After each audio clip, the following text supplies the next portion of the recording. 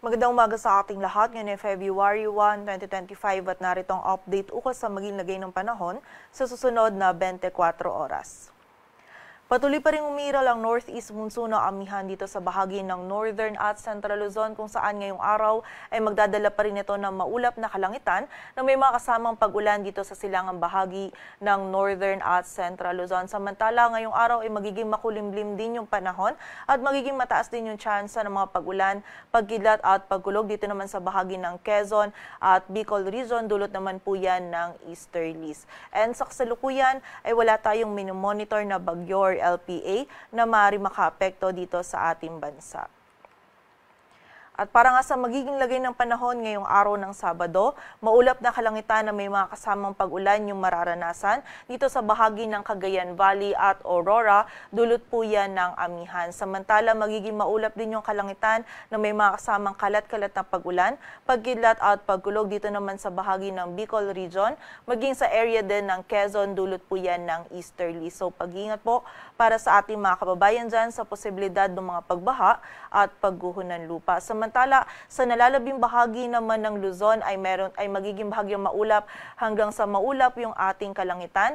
Dito po sa bahagi ng Metro Manila, Ilocos Region, Cordillera Administrative Region, maging sa nalalabing bahagi ng Central Luzon ay meron tayong mararanasan lamang ng mga may hinang pagulan or pag-ambon na dulot ng amihan. Samantala, dito naman sa area ng Mimaropa, maging sa nalalabing bahagi ng Calabarzon ay meron tayong mararanasan lamang ng mga isolated na mga pag-ulan, pagkidlat at pagkulog na dulot naman ng easterlies.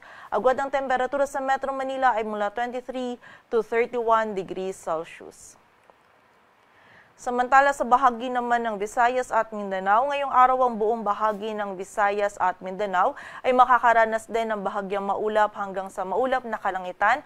Meron lang din posibilidad ng mga isolated o yung mga biglaang pag-ulan, pagkidlat at pagkulog, dulot pa rin po yan ng easterlies. And itong mga pag-ulan po nito ay posibleng maging short duration ng mga moderate to heavy na mga pag-ulan na maaari pa rin magdulot ng mga pagbaha at pagguho ng lupa. So pag-iingat pa rin po para sa ating mga kababayan.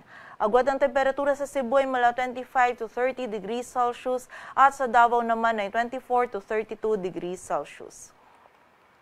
At para naman sa lagay ng dagat baybayin ng ating bansa, wala na po tayong nakataas na gale warning. Ngunit iba yung pag-iingat pa rin para sa mga kababayan natin na maglalayag sa mga dagat baybayin ng Northern Luzon, maging sa silangang dagat baybayin ng Southern Luzon at ng Central Luzon, maging sa silangang dagat baybayin din ng Visayas, kung saan magiging katamtaman hanggang sa maalon pa rin po yung lagay ng ating karagatan.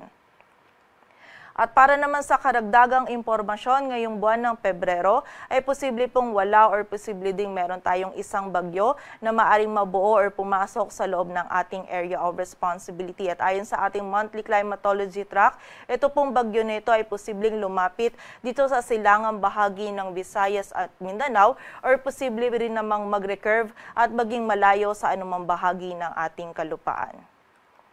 Dito sa Metro Manila, ang araw ay sisikat mamayang 6:24 ng umaga at lulubog mamayang 5:55 ng hapon.